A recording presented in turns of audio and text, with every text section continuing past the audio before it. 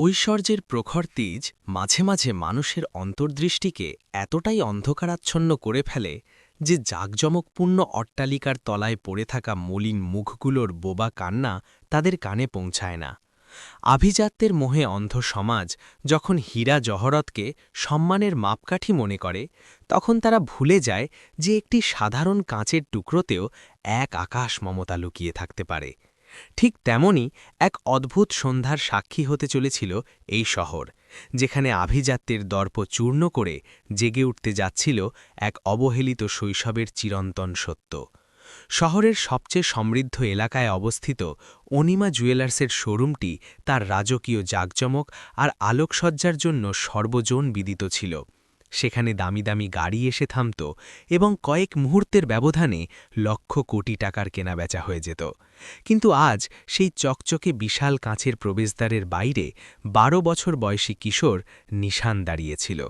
নিশানের পরিধেয় বস্ত্রগুলো নানা জায়গায় ছিঁড়ে গিয়েছিল, তার ধুলোমাখা খালি পা জোড়া ক্লান্ত ছিল এবং অগোছালো চুলে অনেক দিন চিরুনির ছোঁয়া লাগেনি। সে পথে পথে ঘুরে আবর্জনা সংগ্রহের কাজ করত, কিন্তু আজ তার শক্ত করে বন্ধ করা মুঠোয় কোনো ময়লা ছিল না, বরং সেখানে জমা ছিল তার গত ৩ বছরের তিল তিল করে জমানো উপার্জনের সঞ্চয়। নিশানের মা, যিনি এক মরণব্যাধি রোগের সাথে লড়াই করছিলেন, তিনি নিজের জন্য কখনো কোনো প্রার্থনা করেননি, কিন্তু নিশান একবার তার মাকে কাঁচের একটি ভাঙা টুকরোকে আংটির মতো করে আঙুলে পড়ে একচিলতে হাসতে দেখেছিল। ঠিক সেই মুহূর্তেই সে মনে মনে সংকল্প করেছিল যে একদিন সে তার জন্মদাত্রীর জন্য সোনার আসল আংটি কিনে আনবে। একরাশ ভয় আর কাঁপানো হাতে নিশান দোকানের সেই ভারী কাচের দরজাটি ঠেলে ভেতরে প্রবেশ করল। ভেতরের কৃত্রিম শীতল হাওয়া আর দামি সুগন্ধির ঘ্রাণ তাকে এক মুহূর্তের জন্য স্তম্ভিত করে দিল। চারদিকে রাজকীয় মখমলের কার্পেট আর আকাশছোঁয়া ঝাড় লণ্ঠন শোভা পাচ্ছিল। সে অত্যন্ত সংকুচিত হয়ে একটি কাউন্টারের দিকে এগিয়ে গেল। সেখানে কর্মরত বিক্রয়কর্মী, যার নাম ছিল সুদীপ্ত, নিশানকে দেখামাত্রই বিরক্তির সাথে কুঁচকে উঠল। সে নিরাপদ দূরত্ব বজায় রেখে হাত নেড়ে চিৎকার করে উঠল, "এই ছেলে, ওখানেই থাম! ভেতরে ঢোকার সাহস পেলে কি করে? এটা কোনো দানছত্র নয় যে যে কেউ চলে আসবে। এখনই এখান থেকে দূর হ!" সুদীপ্তের কণ্ঠে এতটাই ঘৃণা ঝরি পড়ছিল যে নিশান সেখানেই আড়ষ্ট হয়ে গেল। দোকানের ভেতরে থাকা অন্যান্য ধনী ক্রেতারাও তাকে চরম অবজ্ঞার চোখে দেখতে শুরু করল। নিশান সবটুকু সাহস সঞ্চয় করে বিনীত স্বরে বলল, "বাবু, আমি এখানে হাত পাততে আসিনি। আমি আমার মায়ের জন্য একটি আংটি ক্রয় করতে চাই। আপনাদের কাছে থাকা সবচেয়ে স্বল্প মূল্যের যে আংটিটি আছে সেটি আমাকে দিন।" এই কথা শোনা মাত্র সুদীপ্ত এবং পাশে থাকা প্রহরীরা উচ্চস্বরে হেসে উঠল। সুদীপ্ত ব্যঙ্গ করে বলল, "তুই আংটি কিনবি? নিজের চেহারা কখনো আয়নায় দেখেছিস? এখানকার বাতাসও তোর এই নোংরা পোশাকের চেয়ে অনেক বেশি দামি।" ঠিক সেই সময় শোরুমের ব্যবস্থাপক প্রসূনবাবু নিজের কেবিন থেকে রাগান্বিত হয়ে বেরিয়ে এলেন। বাইরের চেঁচামেচি শুনে তার মেজাজ সপ্তমে চড়ে গিয়েছিল। প্রসূনবাবু ছিলেন অত্যন্ত অহংকারী আর কঠোর হৃদয়ের একজন মানুষ, যিনি কেবল বিত্তবানদের সামনেই মাথা নত করতে অভ্যস্ত ছিলেন। তিনি নিশানকে পা থেকে মাথা পর্যন্ত ঘৃণা ভরে পর্যবেক্ষণ করলেন এবং কর্কশ গলায় গর্জে উঠলেন, "নিরাপত্তারক্ষীরা কি ঘুমাচ্ছ? এই ভিখারিটাকে ভেতরে ঢুকতে দিলে কেন? এর উপস্থিতিতে পুরো শোরুম গন্ধে ভরে গেছে।" নিশানের দুচোখ জলে ভরে উঠল, কিন্তু সে তার হাতের মুঠোটি সবার সামনে মেলে ধরল। সে তার ধুলোমাখা হাতের তালো খুলল, যেখানে ১০, ৫ এবং ২ টাকার অসংখ্য কয়েন আর কিছু দুমড়ানো পুরনো নোট রাখা ছিল। এটিই ছিল তার জীবনের সবটুকু পুঁজি, যার পরিমাণ ছিল প্রায় ১৫০০ টাকার কাছাকাছি, যা সে এক একটি পয়সা করে দীর্ঘ সময় ধরে জমিয়েছিল। নিশান কাঁদতে কাঁদতে আর্জি জানাল, "বাবু, আমার কাছে টাকা আছে, দয়া করে আমাকে শুধু একটি ছোট্ট আংটি দিন।" সেই খুচরো পয়সাগুলো দেখে প্রসূনবাবুর ক্রোধ চরম সীমায় পৌঁছে গেল। তার মনে হল এই অপরিচ্ছন্ন ছেলেটি তার দোকানের আভিজাত্যকে কলঙ্কিত করছে। প্রসূনবাবু কোনো কিছু বিচার না করেই নিশানের হাপের ওপর সজোরে আঘাত করলেন। "এসব আবর্জনা এখান থেকে সরাও!" প্রসূনবাবু চিৎকার করে হাত ঝাপটা দিলেন। নিশানের হাত থেকে সমস্ত কয়েন আর নোটগুলো মার্বেল পাথরের শীতল মেঝেতে চারদিকে ছড়িয়ে পড়ল। কয়েনগুলোর পতনের ঝনঝন শব্দ পুরো শূন্য ঘরে প্রতিধ্বনিত হতে লাগল। নিশান দিশেহারা হয়ে মেঝের ওপর বসে পড়ল এবং তার ধুলোয় মিশে যাওয়া স্বপ্নগুলো এক এক করে কুড়োতে শুরু করল। প্রসূনবাবু তাকে লাথি মারার ভঙ্গি করে প্রহরীকে নির্দেশ দিলেন, একে ধরে বাইরে ফেলে দাও এবং এই ময়লাগুলো এখনই পরিষ্কার করার ব্যবস্থা করো। নিশান যখন মেঝের ওপর হামাগুড়ি দিয়ে তার অমূল্য সঞ্চয়গুলো সংগ্রহ করছিল, তখনই প্রহরী তাকে কলার ধরে হ্যাঁচকা টান দিল এবং ঘাড় ধরে দরজার দিকে নিয়ে যেতে লাগল। নিশান আর্তমাদ করে বলছিল, আজ আমার জননীর জন্মদিন, আমাকে শুধু একটি আংটি নিতে দিন। কিন্তু তার সেই করুণ আরতি সেই পাথর হৃদয়ের মানুষদের স্পর্শ করল না। প্রহরীর হাতের মুঠো ছিল লোহার মতো শক্ত। নিশানের কোমল পা দুটো মেঝেতে ঘষ্টে যাচ্ছিল এবং কলার ধরে টানার ফলে তার নিঃশ্বাস বন্ধ হয়ে আসছিল। সে শারীরিক যন্ত্রণা আর অপমানে কুঁকড়ে যাচ্ছিল, কিন্তু তার হাতের মুঠোয় তখনও মেঝে থেকে কুড়িয়ে নেওয়া একটি ৫ টাকার কয়েন শক্ত করে ধরা ছিল, যা সে কোনো অবস্থাতেই হাতছাড়া করতে রাজি ছিল না। ব্যবস্থাপক প্রসূনবাবু তার মুখে এক পৈশাচিক হাসি নিয়ে সেখানে দাঁড়িয়ে রইলেন। তিনি মনে মনে তৃপ্ত ছিলেন যে তিনি তার দোকানের সম্মান রক্ষা করতে পেরেছেন। কিন্তু ভাগ্যদেবতা আজ অন্য কোনো চিত্রনাট্য লিখে রেখেছিলেন। ঠিক সেই ক্ষণে দোকানের মূল ফটকে ৩টি অত্যন্ত উজ্জ্বল কালো মার্সিডিজ গাড়ি এসে থামল। সাইরেনের মৃদু আওয়াজ আর ব্যক্তিগত দেহরক্ষীদের তৎপরতা দেখে প্রসূনবাবুর মুখের রং ফ্যাকাশে হয়ে গেল। তিনি বিস্ময়ে হতবাক হয়ে গেলেন। এই গাড়িগুলো অন্য কারুর নয়, বরং অনিমা জুয়েলার্স এবং সমস্ত রত্ন সাম্রাজ্যের অধিপতি অমরেন্দ্র চৌধুরীর ছিল। তার আসার কথা ছিল আগামী সপ্তাহে, কিন্তু তিনি কাউকে কিছু না জানিয়েই আকস্মিক পরিদর্শনে উপস্থিত হয়েছিলেন। প্রসূনবাবুর কপালে ঘাম জমতে শুরু করল। সে দ্রুত নিজের টাই ঠিক করে নিল এবং প্রহরীকে ইশারায় নিশানকে দ্রুত আড়াল করার জন্য বলল, দ্রুত একে পেছনের পথ দিয়ে বের করে দাও, মালিক চলে এসেছেন। প্রসূনবাবু ফিসফিস করে তাগাদা দিল। প্রহরী ঘাবড়ে গিয়ে নিশানকে প্রচণ্ড জোরে একটি ধাক্কা দিল, যাতে সে সবার দৃষ্টির আড়ালে চলে যায়। নিশান ভারসাম্য হারিয়ে সরাসরি কাঁচের দরজার উপর আছড়ে পড়ল। তার কপাল ফেটে রক্ত বইতে শুরু করল। ঠিক তখনই সদর দরজা খুলে গেল এবং অমরেন্দ্র চৌধুরী গাম্ভীর্যের সাথে ভেতরে প্রবেশ করলেন। ৬০ বছর অতিক্রান্ত হলেও তার ব্যক্তিত্ব ছিল অত্যন্ত প্রভাবশালী। ভেতরে প্রবেশ করেই তার দৃষ্টি সবার আগে মেঝের ওপর পড়ে থাকা সেই রক্তাক্ত বালকটি এবং তাকে লাথি মারার জন্য উদ্যত প্রহরীর ওপর নিবদ্ধ হল। থামুন! অমরেন্দ্র চৌধুরীর বজ্রগম্ভীর কণ্ঠস্বর পুরো শোরুমকে কম্পিত করে তুলল। প্রহরীর পা শূন্যেই জমে গেল। প্রসূনবাবু দৌড়ে এসে অমরেন্দ্র চৌধুরীর পায়ে পড়ার ভান করে বললেন, স্যার, আপনাকে প্রণাম, দয়া করে ক্ষমা করবেন। এটি একটি ছোট চোর, এখানে ভিক্ষা করতে আর চুরি করতে এসেছিল। আমরা একে পুলিশের হাতে সোপর্দ করার ব্যবস্থা করছিলাম, যাতে আপনার পদধূলি অপবিত্র না হয়। অমরেন্দ্র চৌধুরী প্রসূনবাবুর কথাকে সম্পূর্ণ উপেক্ষা করলেন। তার প্রবীণ চোখগুলোতে এক অব্যক্ত অস্থিরতা খেলা করছিল। তিনি ধীর লয়ে সেই কিশোরের দিকে অগ্রসর হলেন, যে যন্ত্রণায় আর ভয়ে নিজেকে সংকুচিত করে মেঝের ওপর পড়েছিল। নিশানের মুখমণ্ডল অশ্রু আর ধুলোয় কাদা হয়ে গিয়েছিল এবং কপাল থেকে বয়ে চলা রক্ত তার জীর্ণ শার্টের ওপর পড়ছিল। অমরেন্দ্র চৌধুরী স্বয়ং মেঝের ওপর হাঁটু গেড়ে বসে পড়লেন। এই অভূতপূর্ব দৃশ্য দেখে দোকানের সমস্ত কর্মচারীর হৃৎস্পন্দন যেন থেমে গেল। অগাধ ঐশ্বর্যের মালিক আজ এক অনাথ বালকের সামনে মাটির ওপর বসে আছেন। অমরেন্দ্রবাবু অত্যন্ত কোমল স্বরে জিজ্ঞাসা করলেন, বাবা, তোমার খুব বেশি চোট লাগেনি তো? নিশান ভয়ে ভয়ে তার চোখের পাতা ওপরে তুলল। সেই প্রবীণ ব্যক্তির দৃষ্টিতে এসে কোনো ঘৃণা নয়, বরং এক অদ্ভুত মমতা খুঁজে পেল। নিশান যখন ওঠার জন্য সচেষ্ট হল, তখন তার জীর্ণ শার্টের ওপরের বোতামটি ছিঁড়ে ঝুলে পড়ল এবং তার কণ্ঠলগ্নে লুকানো একটি পুরনো লকেট প্রকাশ্যে বেরিয়ে এলো। সেই লকেটটি ছিল নিখাত সোনার তৈরি, যার ওপর একটি অত্যন্ত বিরল সূর্যবংশী রাজমুদ্রা খোদাই করা ছিল এবং ঠিক মাঝখানে একটি নীলকান্ত মণি উজ্জ্বল হয়ে জ্বলছিল। ধুলো আর ময়লার আস্তরণ থাকলেও সেই মণির দীপ্তি একটুও ম্লান হয়নি। যেমনই অমরেন্দ্র চৌধুরীর দৃষ্টি সেই লকেটের ওপর স্থির হল, তার সর্বাঙ্গ থরথর করে কেঁপে উঠল। তার চোখের মণি প্রসারিত হয়ে গেল। তিনি কম্পিত হস্তে সেই লকেটটি স্পর্শ করার চেষ্টা করলেন। তার কণ্ঠ দিয়ে কোনো স্বর বেরোচ্ছিল না, কেবল এক অপার্থিব বিস্ময়ে তার দু চোখে খেলা করছিল। এই লকেট পৃথিবীতে কেবলমাত্র ২টি তৈরি করা হয়েছিল। একটি তার নিজের কাছে রক্ষিত, আর অন্যটি তিনি ১২ বছর পূর্বে তার পুত্রের গলায় পরিয়ে দিয়েছিলেন, যে এক মর্মান্তিক দুর্ঘটনায় সপরিবারে নিখোঁজ হয়ে গিয়েছিল। এই অলঙ্কার তোমার কাছে কোথা থেকে এলো? অমরেন্দ্র চৌধুরীর কণ্ঠস্বর কান্নায় বুঝে এলো। নিশান তার ছোট হাত দিয়ে লকেটটি আঁকড়ে ধরল, যেন কেউ তার কলিজা ছিনিয়ে নিতে চাইছে। সে কিছুটা পিছিয়ে গেল এবং ফোপাতে ফোপাতে বলল, না সাহেব, এটি আমি চুরি করিনি, এটি আমার পিতার স্মৃতি। মা আমাকে বলেছিলেন, এটি আমার জীবনের চেয়েও মূল্যবান সম্পদ, তিনি বলেন, যখন আমার জন্ম হয়েছিল তখন আমার পিতা নিজ হাতে এটি আমাকে পরিয়ে দিয়েছিলেন। অমরেন্দ্র চৌধুরীর বুক দুরুদুরু করতে লাগল। 12 বছর আগে এক ভয়ঙ্কর গাড়ি দুর্ঘটনার সংবাদ মিলেছিল, যেখানে তার একমাত্র পুত্র অভিক এবং পুত্রবধূ নন্দিনী নিখোঁজ হয়ে গিয়েছিলেন। তৎকালীন পুলিশ প্রশাসন বলেছিল গাড়িটি খরস্রোতা নদীতে তলিয়ে গেছে এবং কারও বেঁচে থাকা অসম্ভব, কিন্তু অমরেন্দ্র চৌধুরীর মন সবসময় বলত কোনো এক মিরাকেল হয়তো ঘটেছে, আর আজ সেই অলৌকিক সত্তা ধুলো আর রক্তে মাখা হয়ে তার সামনেই বসেছিল। তিনি লকেটের পেছনের এক অতি ক্ষুদ্র গোপন বোতামে চাপ দিলেন, এমন এক কৌশল যা কেবল সেই রাজপরিবারের প্রধানই অবগত ছিলেন। একটি মৃদু শব্দে লকেটটি দুভাগ হয়ে খুলে গেল। তার ভেতরে অত্যন্ত ক্ষুদ্র অথচ অত্যন্ত স্পষ্ট একটি ছবি দেখা গেল, যেখানে অমরেন্দ্রবাবুর পুত্র অভিক এবং তার সহধর্মিণী এক নবজাতক শিশুকে কোলে নিয়ে হাস্যোজ্জ্বল মুখে বসেছিলেন।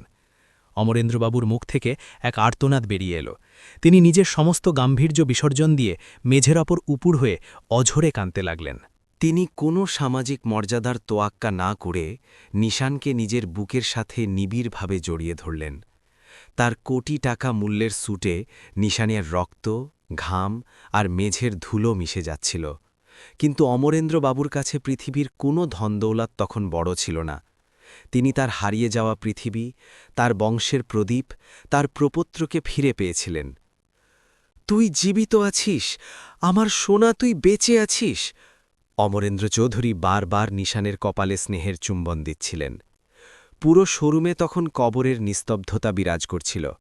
ব্যবস্থাপক প্রসূনবাবুর মুখ ফ্যাকাশে হয়ে গিয়েছিল, তার পা দুটো অনবরত কাঁপছিল। সে বুঝতেই পারছিল না যে কি থেকে কি হয়ে গেল, কিন্তু তার ভেতরকার কুৎসিত অহংকারী সত্তাটি তখনও সত্যকে মেনে নিতে পারছিল না।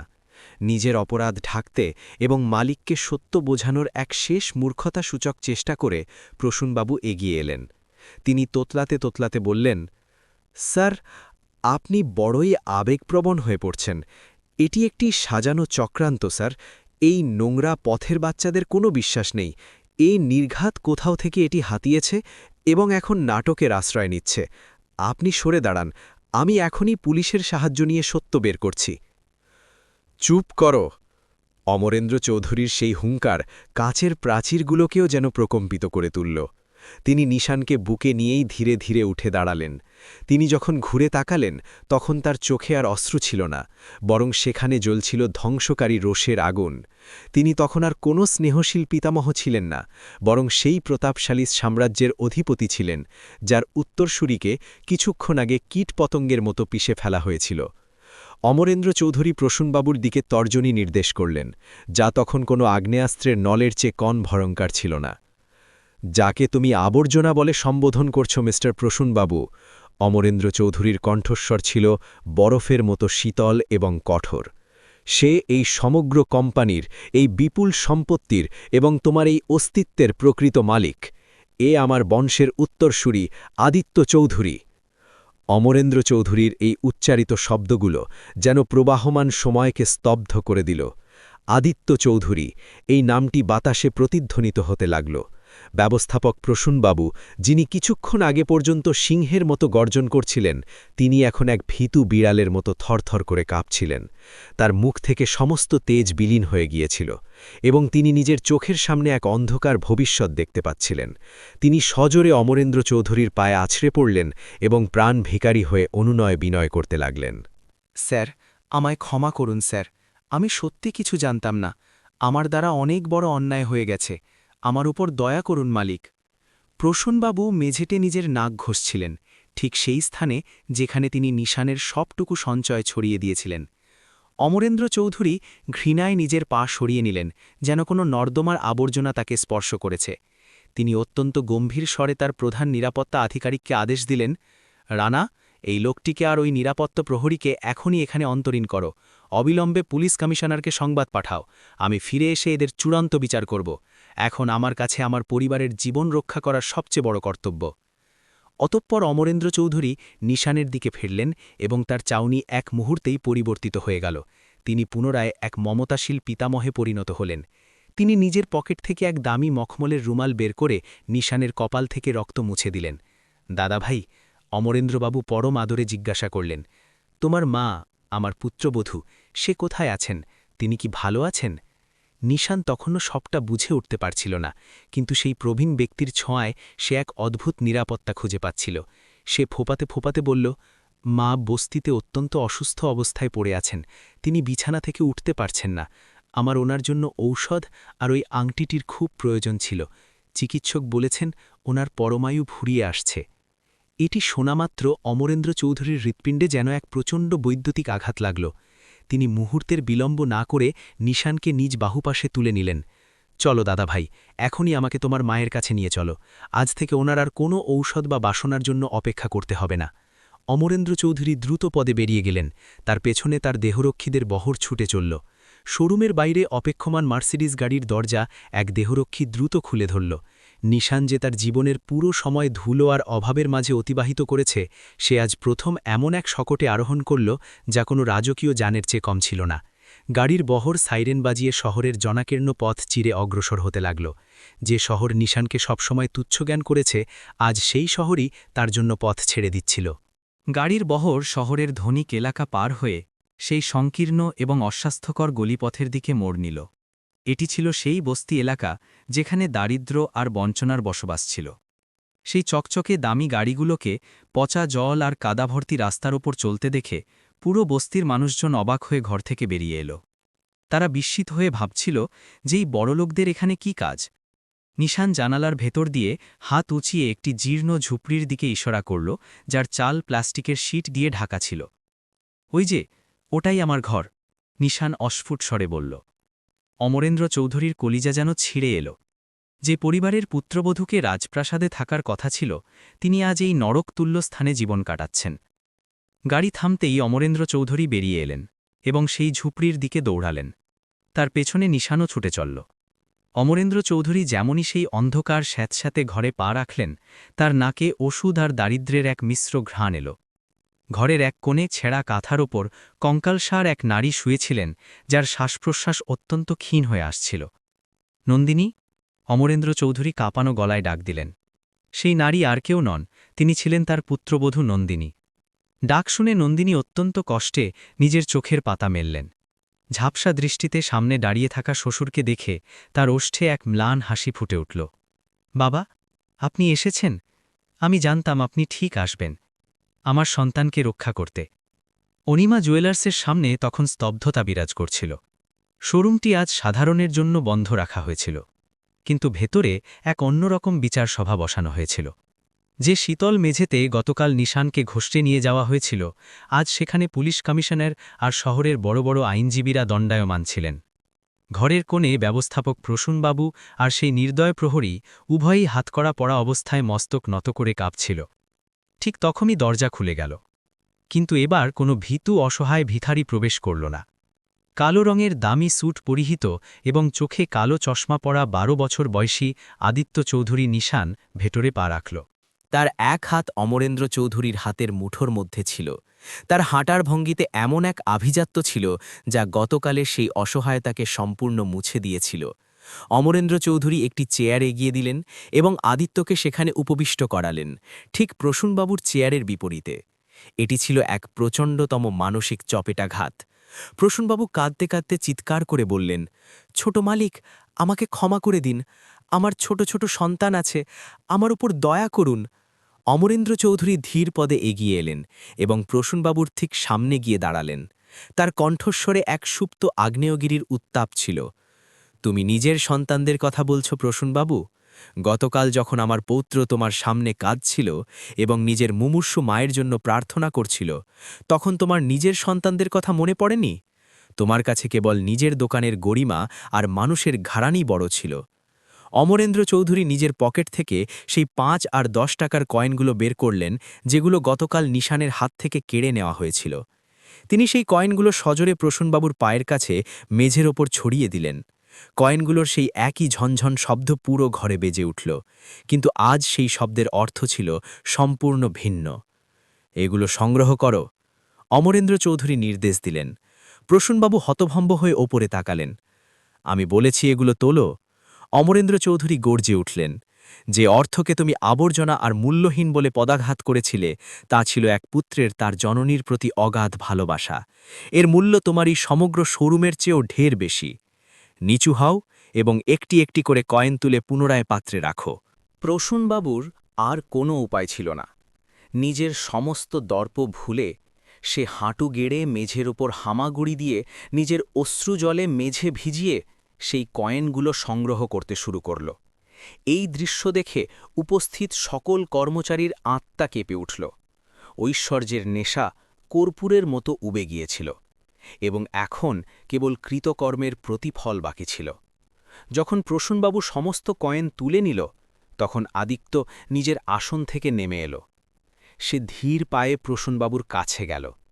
প্রসূনবাবুর মনে এক ক্ষীণ আশা জাগল যে শিশু হয়তো তাকে ক্ষমা করে দেবে। আদিত্য সেই কয়েন ভর্তি পাত্রটি হাতে নিল এবং অত্যন্ত ধীরস্থিরভাবে বলল, এই অর্থ আমি অনাথ শিশুদের সেবায় দান করব। এরপর সে তার পিতামহের দিকে তাকাল। অমরেন্দ্র চৌধুরী মাথা নাড়লেন এবং পুলিশ কমিশনারের দিকে ইশারা করলেন। মিস্টার প্রসূনবাবু, অমরেন্দ্র চৌধুরী ঘোষণা করলেন, তোমাকে কেবল কর্মস্থল থেকে বিতাড়িতই করা হচ্ছে না, বরং তোমার নামে শিশু নির্যাতন, প্রাণঘাতী হামলা আর প্রবঞ্চনার মামলা চালানো হবে। আমি আইনজীবীদের এক বিশাল বাহিনীকে প্রস্তুত করেছি, যাতে তুমি তোমার জীবনের শেষ দিনগুলো জেলখানার অন্ধকার কুঠুরিতে অতিবাহিত করো, যাতে ভবিষ্যতে কোনো সম্পদশালী ব্যক্তি কোনো অভাবীর অসহায়ত্ব নিয়ে পরিহাস করার আগে ১০০ বার চিন্তা করে। পুলিশ বাহিনী প্রসূনবাবু আর প্রহরীকে টেনে নিয়ে চলে গেল। শোরুমে এখন এক পরম প্রশান্তি। অমরেন্দ্র চৌধুরী আদিত্যের কাঁধে হাত রেখে সগর্বে কর্মচারীদের উদ্দেশ্যে বললেন, পরিচয় করিয়ে দিচ্ছি, ইনি হলেন অনিমা জুয়েলার্স এবং আমাদের সমগ্র বাণিজ্যিক গোষ্ঠীর নতুন কর্ণধার আদিত্য চৌধুরী। আজ থেকে সকল গুরুত্বপূর্ণ সিদ্ধান্ত তিনি গ্রহণ করবেন। কর্মফলের চক্রটি সম্পূর্ণ হয়েছিল। যেখান থেকে তাকে অপমান করে বের করে দেওয়া হয়েছিল, আজ সে সেই স্থানের অধিপতি। কিন্তু প্রকৃত পরিবর্তন তখনও আসা বাকি ছিল। সময়ের চাকা দ্রুত বেগে ঘুরে গেল এবং ১০ বছর পার হয়ে গেল। সেই জীর্ণ বস্তি এলাকাটি, যেখানে একসময় নিশান নিজের মায়ের সাথে চরম দারিদ্র্যে দিন কাটিয়েছিল, তা এখন ইতিহাস হয়ে গেছে। সেই ভূমির ওপর এখন একটি বিশাল রাজকীয় অট্টালিকা দাঁড়িয়ে আছে, নন্দিনী স্মৃতি সেবাশ্রম। এখানে শহরের শ্রেষ্ঠ চিকিৎসকেরা প্রতিটি দুস্থ আর অভাবী মানুষের বিনামূল্যে চিকিৎসা সেবা প্রদান করেন, সেই চিকিৎসা যার অভাবে নিশান তার জননীকে চিরতরে হারিয়ে ফেলেছিল। আদিত্য চৌধুরী এখন ২২ বছর বয়সী এক অত্যন্ত প্রভাবশালী, সুশিক্ষিত এবং বিনয়ী যুবক। সে অমরেন্দ্র চৌধুরীর কাছ থেকে কেবল ব্যবসার কূটনীতিই শেখেনি, বরং সে শিখেছে সেই মনুষ্যত্বের শিক্ষা যা সে তার জীবনের কঠিন সংগ্রাম থেকে অর্জন করেছে। তার সুদক্ষ পরিচালনায় অনিমা জুয়েলার্স সাফল্যের নতুন শিখরে আরোহণ করেছে। কিন্তু সবচেয়ে বড় পরিবর্তন এসেছে সেখানকার সংস্কৃতিতে। দোকানের প্রবেশপথে এখন সোনালি হরফে একটি নীতিবাক্য উৎকীর্ণ আছে। এখানে মানুষের মূল্যায়ন তার বসন দেখে নয়, তার অন্তর দেখে করা হয়। এক গোধূলি বেলায় আদিত্য নিজের সুসজ্জিত কেবিনে বসেছিল। তার দামি মেঝের ওপর কোটি কোটি টাকার নথিপত্রের মাঝে একটি অতি সাধারণ কাঁচের ফ্রেম রাখা ছিল। সেই ফ্রেমে কোনো বহুমূল্য রত্ন ছিল না, বরং সেখানে সাজানো ছিল সেই পুরনো হয়ে যাওয়া ৫ আর ১০ টাকার কয়েনগুলো, যেগুলোকে একসময় ব্যবস্থাপক প্রসূনবাবু আবর্জনা বলে ছুঁড়ে ফেলেছিলেন। এই কয়েনগুলো আদিত্যকে প্রতিক্ষণে মনে করিয়ে দিত যে আকাশ ছোঁয়া উচ্চতায় পৌঁছালেও যেন তার পা সবসময় মাটির সাথে মিশে থাকে। ঠিক তখনই সে কাঁচের দেয়ালের ওপাশ থেকে দেখল যে দোকানের বাইরে একটি ছোট দরিদ্র শিশু কাঁচের ওপর নিজের নাক চেপে ভেতরে সাজানো একটি ছোট্ট রূপোর গণেশ মূর্তিকে অত্যন্ত করুণ চোখে দেখছে। শিশুটি অত্যন্ত ভীত ছিল, হয়তো তার মনে ভয় ছিল যে কেউ তাকে বকুনি দিয়ে তাড়িয়ে দেবে। আদিত্যের ওষ্ঠে এক ম্লান হাসি ফুটে উঠল। সে নিজের আসন ছেড়ে নিজে বাইরে বেরিয়ে এলো। নিরাপত্তা রক্ষীরা সাথে সাথে তাকে পথ করে দিল। আদিত্য সেই শিশুটির কাঁধে পরম স্নেহে হাত রাখল। শিশুটি আতকে উঠে কিছুটা পিছিয়ে গেল। ভয় পেও না বন্ধু, আদিত্য মেঝের ওপর হাঁটু গেড়ে শিশুটির সমপর্যায়ে এসে বলল, তোমার কি ওই মূর্তিটি পছন্দ হয়েছে? শিশুটি অত্যন্ত সংকুচিত হয়ে মাথা নাড়ল। হ্যাঁ বাবু, কিন্তু আমার কাছে তো কোনো পয়সা নেই, আমার মা অসুস্থ থাকেন, ওনার জন্য ওই ইষ্টদেবতাকে আমার খুব প্রয়োজন ছিল। আদিত্যর চোখের সামনে নিজের মায়ের সেই ম্লান মুখটি ভেসে উঠল। সে ইশারা করল এবং মুহূর্তের মধ্যেই একজন কর্মচারী সেই রূপোর মূর্তিটি এনে আদিত্যের হাতে দিল। আদিত্য সেই পবিত্র মূর্তিটি শিশুর ছোট্ট হাতের তালুর ওপর রাখল। এর জন্য কোনো অর্থের প্রয়োজন নেই। আদিত্য পরম আদরে শিশুর মাথায় হাত বুলিয়ে দিল। শুধু ঈশ্বরকে বলো যেন তোমার মাকে তিনি দ্রুত সুস্থ করে তোলেন। আর শোনো, যদি কোনো সুচিকিৎসকের প্রয়োজন হয় তবে ঠিক সামনের ওই হাসপাতালটিতে চলে যেও এবং সেখানে গিয়ে আমার নাম বলো। শিশুটি অপার্থিব আনন্দে নেচে উঠল এবং মূর্তিটি নিজের বুকের সাথে চেপে ধরে দৌড়ে চলে গেল। তাকে বিদায় নিতে দেখে আদিত্যের মনে হল যেন স্বর্গ থেকে তার জননী মন্দিনী আর পিতামহ অমরেন্দ্র চৌধুরী তাকে আশীর্বাদ করছেন। সে মনে প্রাণে উপলব্ধি করল যে প্রকৃত ঐশ্বর্য বিদেশের ব্যাংকে নয়, বরং কোনো দুস্থ মানুষের মুখে এক চিলতে হাসি ফোটানোর মধ্যেই নিহিত থাকে। সেদিন সেই নিঃস্ব কিশোর নিশান নিজের অতীতের যন্ত্রণাকে এক অমিত শক্তিতে রূপান্তর করেছিল এবং এক আদর্শ আদিত্য চৌধুরী হয়ে তার জননীর স্বপ্ন পূরণ করে দেখিয়েছিল। এটাই সত্য, ভাগ্য যখন সুপ্রসন্ন হয় তখন সে ভিখারিকে রাজা বানিয়ে দেয়, কিন্তু প্রকৃত মহান সেই যে রাজা হয়েও ভিখারির হাহাকার ভুলে যায় না। ভিডিওটি ভালো লাগলে লাইক, কমেন্ট, শেয়ার করুন এবং আমাদের চ্যানেল মুস্কান ভয়েসকে সাবস্ক্রাইব করুন। ধন্যবাদ সবাইকে।